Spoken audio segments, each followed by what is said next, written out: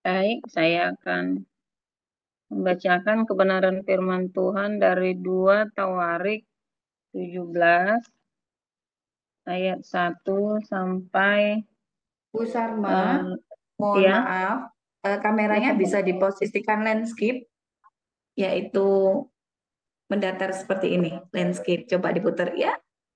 Oke, 2 baik. Tawarik Terima kasih Bu Sarma, 22 ya. silakan dimulai. 2 Tawarik 17 ya. Iya Bu, 2 Tawarik 17 ayat 1 sampai 19. Baik, 2 Tawarik 17 ayat 1 Ya. sampai 19. Beginilah pembacaan kebenaran firman Tuhan. Maka Yosafat anaknya menjadi raja menggantikan dia. Sebagai pemimpin Israel, ia memperkuat dirinya dengan menempatkan tentara di semua kota yang berkubu di Yehuda dan pasukan-pasukan pendudukan di tanah Yehuda, serta di kota-kota Efraim yang direbut oleh Asa, ayahnya. Dan Tuhan menyertai Yosafat karena ia hidup mengikuti jejak yang dahulu dari Daud, bapa leluhurnya, dan tidak mencari Baal-Baal, melainkan mencari Allah ayahnya. Ia hidup menurut perintah-perintahnya dan tidak berbuat seperti Israel. Oleh sebab itu Tuhan mengukuhkan kerajaan yang ada di bawah kekuasaannya. Seluruh Yehuda memberikan persembahan kepada Yosafat, sehingga ia menjadi kaya dan sangat terhormat. Dengan tabah hati ia hidup menurut jalan yang ditunjukkan Tuhan. Pula ia menjauhkan dari Yehuda segala bukit pengorbanan dan tiang berhala. Pada tahun ketiga pemerintahannya ia mengutus beberapa pembesarnya, yakni Benhail, Obaja, Zakaria, Natanil, dan Mika untuk mengajar di kota-kota Yehuda.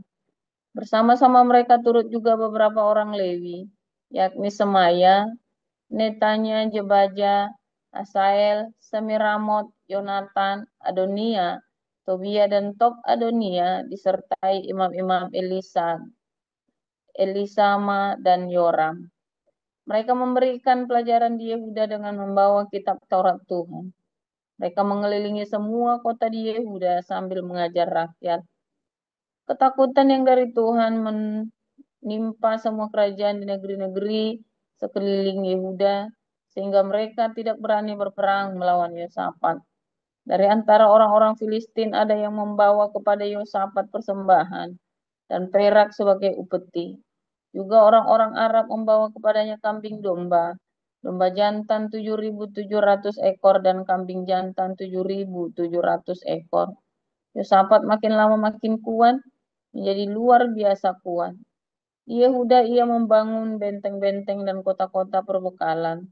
Banyak perbekalannya di kota-kota Yehuda. Orang-orang perangnya ada di Yerusalem. Semuanya pahlawan yang gagah perkasa. Inilah daftar kesatuan mereka menurut puak-puak mereka. Panglima-panglima dari Yehuda ialah Panglima Adna dengan 300.000 pahlawan yang gagah perkasa. Di samping dia Panglima Yohanan dengan 280.000 orang. Dan di samping dia Amasya bin Zikri yang dengan sukarela telah menyerahkan dirinya kepada Tuhan dengan 200.000 pahlawan yang gagah perkasa. Dan dari Benyamin ialah Eliada, seorang pahlawan yang gagah perkasa dengan 200.000 orang yang bersenjatakan busur dan perisai. Di samping dia Yojabat dengan 180.000 orang yang bersenjata untuk berperang. Mereka itulah yang bertugas pada raja, selain daripada mereka yang ditempatkan raja di kota-kota yang berkubu di seluruh Yehuda. Demikian pembacaan firman Tuhan.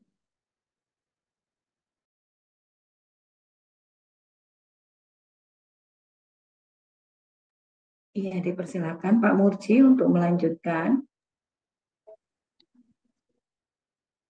Yakobus 2 ayat 1 sampai 26. Saudara-saudaraku, sebagai orang yang beriman kepada Yesus Kristus, Tuhan kita yang mulia, janganlah iman itu kamu amalkan dengan memandang muka. Sebab jika ada seorang masuk ke dalam kumpulanmu dengan memakai cincin emas dan pakaian indah, Dan datang juga seorang miskin di situ dengan memakai pakaian buruk, dan kamu menghormati orang yang berpakaian indah itu dan berkata kepadanya, silakan Tuhan duduk di tempat yang baik ini. Sedang kepada orang yang miskin itu kamu berkata, berdirilah di sana, atau duduklah di lantai ini dekat tumpuan kakiku. Bukankah kamu telah membuat pembedaan di dalam hatimu dan bertindak sebagai hakim dengan pikiran yang jahat? Dengarkanlah, hai saudara-saudara yang kukasihi. Bukankah Allah memilih orang-orang yang dianggap miskin oleh dunia ini untuk menjadi kaya dalam iman dan menjadi ahli waris kerajaan yang telah dijanjikannya kepada barang siapa yang mengasihi Dia? Tetapi kamu telah menghinakan orang-orang miskin. Bukankah justru orang-orang kaya yang menindas kamu dan yang menyeret kamu ke pengadilan? Bukankah mereka yang menghujat nama yang mulia, yang olehnya kamu menjadi milik Allah? Akan tetapi, jikalau kamu menjalankan hukum utama yang tertulis dalam kitab suci, kasihilah sesamamu manusia seperti dirimu sendiri, kamu berbuat baik. Tetapi jikalau kamu memandang muka, kamu berbuat dosa, dan oleh hukum itu menjadi nyata bahwa kamu melakukan pelanggaran. Sebab barang siapa menuruti seluruh hukum itu, tetapi mengabaikan satu bagian daripadanya, ia bersalah terhadap seluruhnya. Sebab ia yang mengatakan, jangan berzina. Ia mengatakan juga, jangan membunuh. Jadi jika kamu tidak berzina tapi membunuh, maka kamu menjadi pelanggar hukum juga. Berkatalah dan berlakulah seperti orang-orang yang akan dihakimi oleh hukum yang memerdekakan orang. Sebab penghakiman yang tak berbelas kasihan akan berlaku atas orang yang tidak berbelas kasihan. Tetapi belas kasihan akan menang atas penghakiman. Apakah gunanya, saudara-saudaraku, jika seorang mengatakan bahwa ia mempunyai iman, padahal ia tidak mempunyai perbuatan? Dapatkah iman itu menyelamatkan dia? Jika seorang saudara atau saudari tidak mempunyai pakaian dan kekurangan makanan sehari-hari, dan seorang dari antara mereka berkata, selamat jalan, kenakanlah kain panas, dan makanlah sampai kenyang. Tetapi ia tidak memberikan kepadanya apa yang perlu bagi tubuhnya. Apakah gunanya itu? Demikian juga halnya dengan iman. Jika iman itu tidak disertai perbuatan, maka iman itu pada hakikatnya adalah mati. Tetapi mungkin ada orang berkata, padamu ada iman dan padaku ada perbuatan. Aku akan menjawab dia, tunjukkanlah kepadaku imanmu itu tanpa perbuatan, dan aku akan menunjukkan kepadamu imanku dari perbuatan-perbuatanku. Engkau percaya bahwa hanya ada satu Allah saja. Itu baik, tetapi setan-setan pun juga percaya akan hal itu dan mereka gemetar. Hai manusia yang bebal, maukah engkau mengakui sekarang bahwa iman tanpa perbuatan adalah iman yang kosong? Bukankah Abraham, bapa kita, dibenarkan karena perbuatan-perbuatannya ketika ia mempersembahkan Ishak, anaknya, di atas mezbah? Kamu lihat bahwa iman bekerja sama dengan perbuatan-perbuatan, dan oleh perbuatan-perbuatan itu iman menjadi sempurna.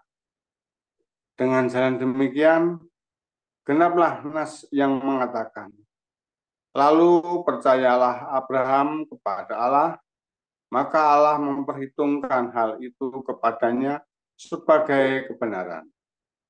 Karena itu Abraham disebut sahabat Allah. Jadi kamu lihat bahwa manusia dibenarkan karena perbuatan-perbuatannya dan bukan hanya karena iman. Dan bukankah demikian juga Rahab, pelacur itu, dibenarkan karena perbuatan-perbuatannya ketika ia menyembunyikan orang-orang yang disuruh itu di dalam rumahnya, lalu menolong mereka lolos melalui jalan yang lain, sebab seperti tubuh tanpa roh adalah mati. Demikian jugalah iman tanpa perbuatan-perbuatan adalah mati. Demikian firman Tuhan. Ya, terima kasih untuk para lektor hari ini, yaitu Bu Sarma dan Pak Murji, yang sudah membantu pembacaan ayat Alkitab hari ini. Tuhan Yesus memberkati. Ya, Bapak Ibu, tiba saatnya kita akan mendengarkan firman Tuhan. Kita siapkan hati dan pikiran kita. Firman Tuhan hari ini yang berjudul yang ditakuti oleh iblis. Apa Bapak Ibu yang ditakuti oleh iblis? Mari kita dengarkan dari gembala kita, Pastor Joseph Paulza. Silakan Pastor.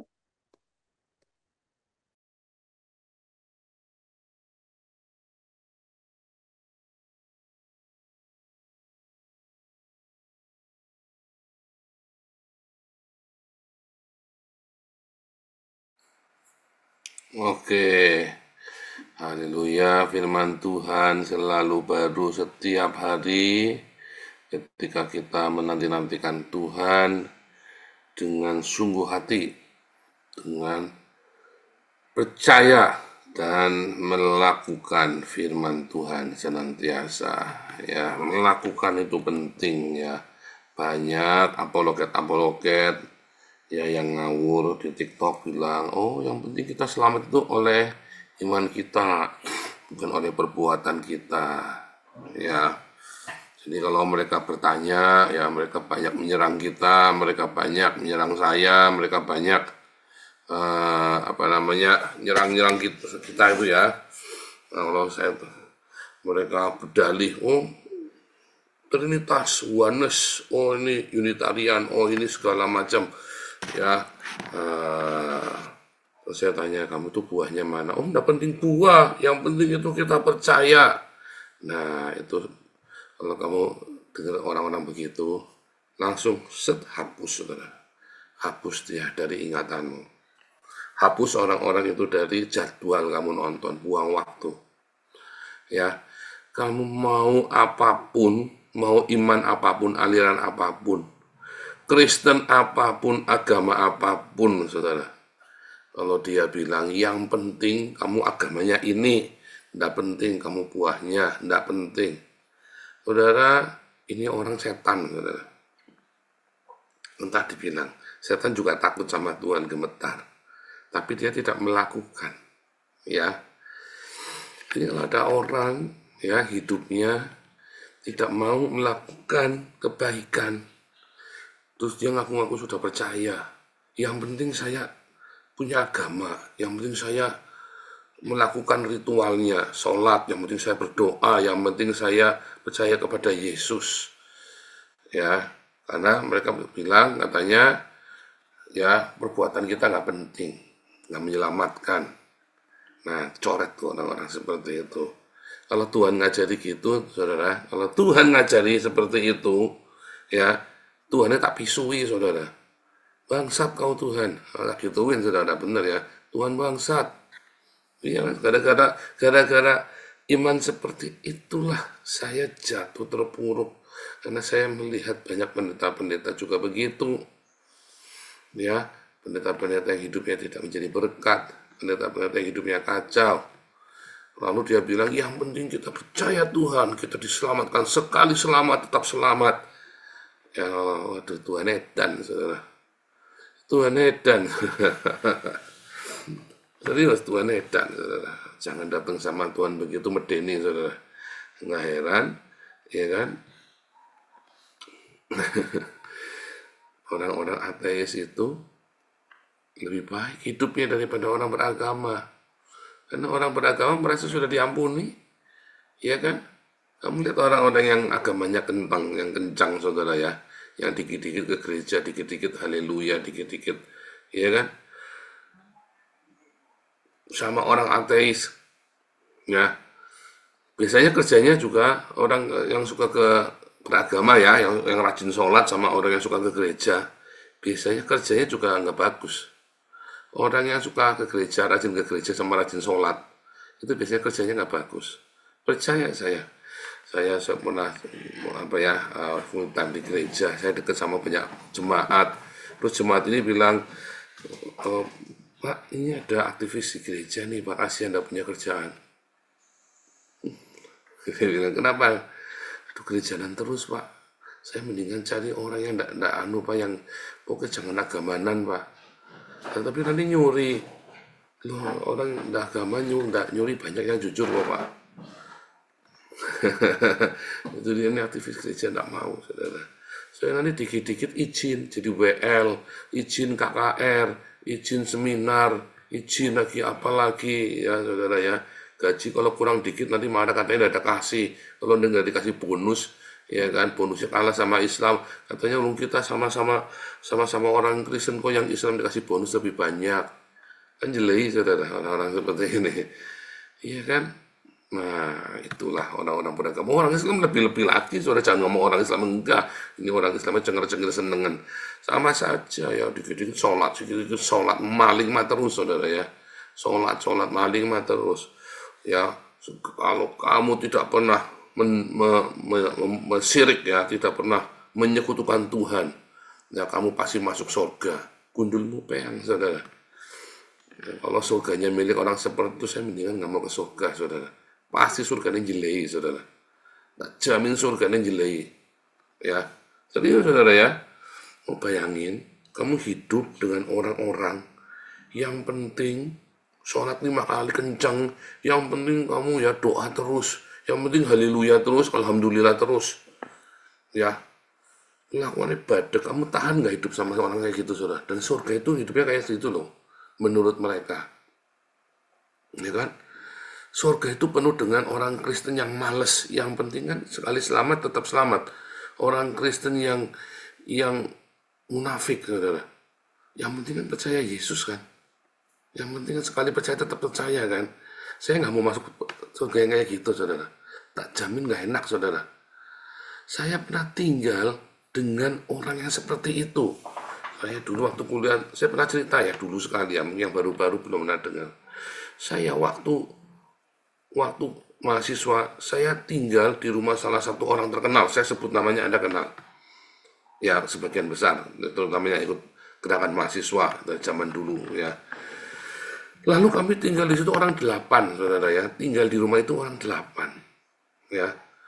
Nah setiap hari kita tuh gantian nyapu, ngepel, cuci piring, orang 8 ya. Dan itu tamunya banyak, orang 8 tapi tamunya bisa 100. Jadi tiap hari kita sibuk ngepel, nyuci piring, gantian ya. Nah selain kita pelayanan di gereja juga. Nah ada salah satu yang tinggal di situ ya. Orang ini setiap kali jatah nyuci piring, jatah nyapu, ngepel atau nyuci piring, dia pasti di kamar kunci Yesus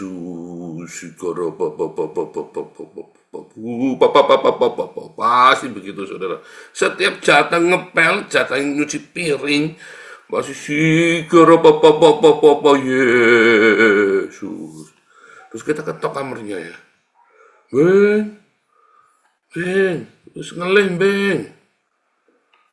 Nanti kalau kabel lagi, Beng, kotor kabeh Beng. Giliran nyapu, Yesus, tambah keras saudara. Saben kita ketok tambah keras, dia bilang supaya orang sembahyang gitu kan cuma pakai papan aja. Rumahnya itu kayak kandang darah gitu, pakai papan-papan gitu, nggak ada temboknya ya. Jadi kita tahu dia lagi berdoa.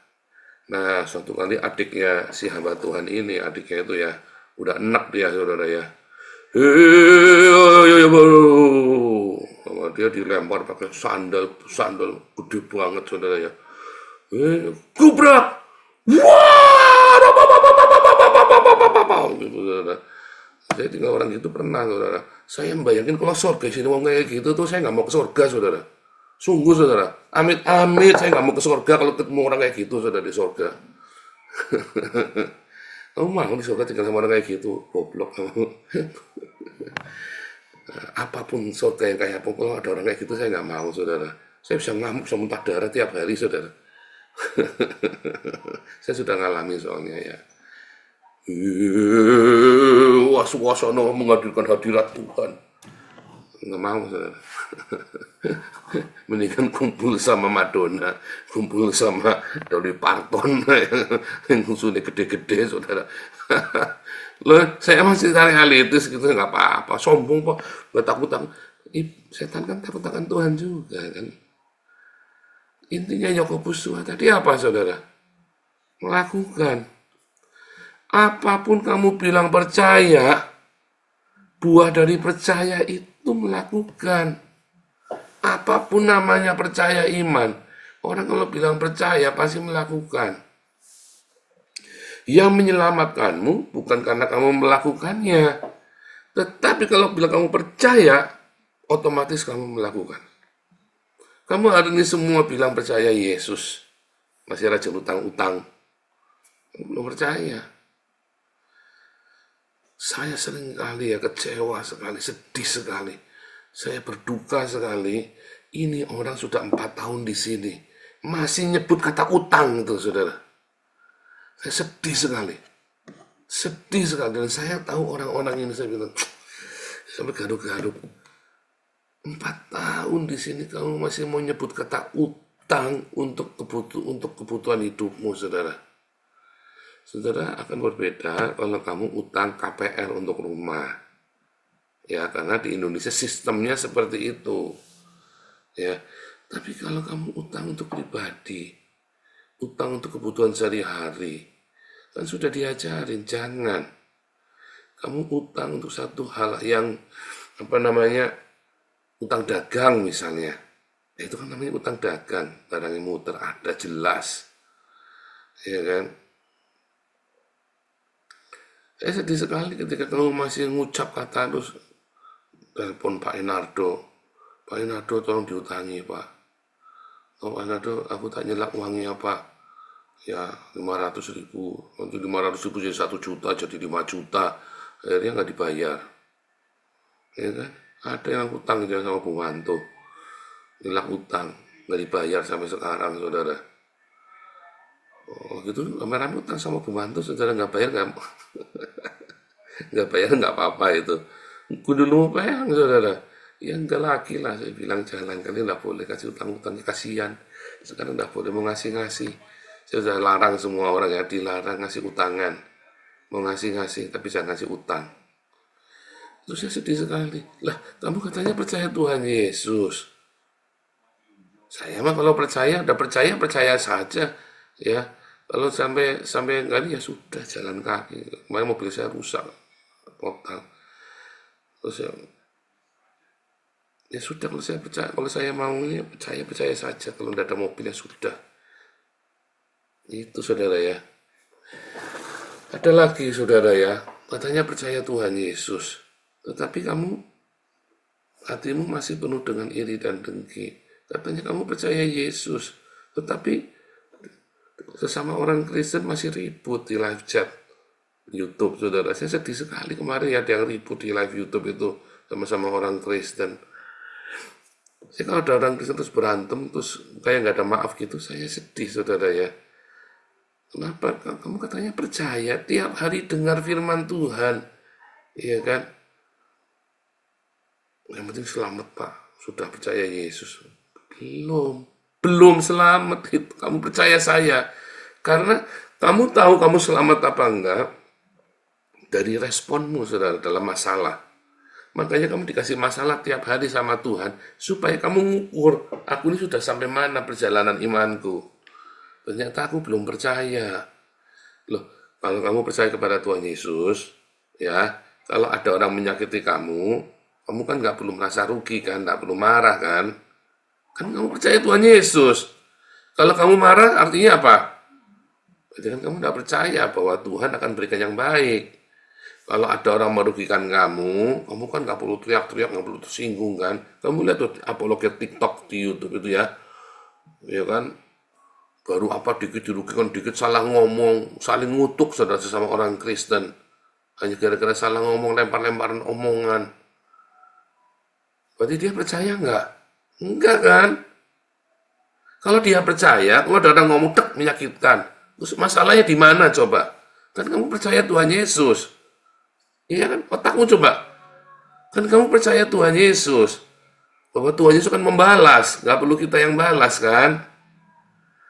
Kalau kamu percaya kepada Tuhan Yesus, ketika kamu dalam kekurangan, kamu perlu nggak utang-utang. Kalau di sini kan memang kita menawarkan bantuan sembako, kontrak rumah, ya kan, beasiswa, ya datang. Kalau kita nawarin kok, kalau ada orang nawarin, oh saya nggak butuh Pak. Padahal kamu lagi kaliran, kan goblok kamu. Pemerintah nawarin mau bagi-bagi bansos, terus kamu nggak mau Pak, sorry Pak, saya orang Kristen, dilarang dapat bantuan begitu kan goblok kamu, orang mau dikasih, kamu butuh mau dikasih nggak mau. Tapi kalau kamu datang terus utang-utang, janji mau utang, janji bayar, akhirnya nggak bayar-bayar, banyak itu yang kamu tanya Pak Enardo itu, yang utang-utang nggak bayar. Kasihan Pak, lama-lama bonyok juga ya Pak, iya jangan diutangi lagi. Kalau ada dikasih, kalau nggak ada nggak usah. Ya sekarang sudah nggak ada, ya kan? Karena uangnya Pak Enardo sudah buat support proyek Kalimantan. Jangan diutang-utangkan Pak, nanti Pak kamu jadi sombong. Ya saudara ya, katanya kamu percaya kepada Tuhan Yesus. Anakmu sakit, kamu sibuk gelisah cari utangan. Katanya kamu percaya Tuhan Yesus. Kamu ketika ada orang diberkati, kamu marah. Ketika ada orang yang, ya kan, katanya kamu percaya kepada Yesus. Kan ironi ini saudara. Nah, berarti kan kamu sebenarnya nggak percaya. Katanya kamu percaya kepada Tuhan Yesus. Kok masih suka berzina? Berarti kamu nggak percaya sebenarnya. Berarti kamu tidak takut dan gentar kepada Tuhan. Nyatanya kamu masih suka berdosa, kok kamu nggak takut kok berdosa, ya kan? Sebenarnya kamu nggak percaya. Apakah orang Islam percaya kepada Allah SWT, saudara? Enggak, saudara ya. Nyatanya tahun pertama puasa, tahun kedua udah nggak puasa, saudara. Katanya Allah SWT-nya ada di Mekah. Mereka sebenarnya tidak takut kepada Allah SWT. Mereka takut kepada sistem agama mereka. Iya kan? Mereka tidak takut kepada Allah SWT. Nggak ada. Mereka nggak percaya ada Allah. Mereka takut pada sistem agamanya mereka yang sangat keras. Bisa mengucilkan orang. Bahkan bisa membunuh orang. Itu Islamfobia itu. Orang Islam saja takut sama Islam. Orang Kristen juga sama. Kamu sebenarnya tidak takut dan gentar kepada Tuhan. Kamu malu kalau ketahuan berzina sama jemaat. Begitu kamu jauh-jauh, diam-diam kamu ngorder.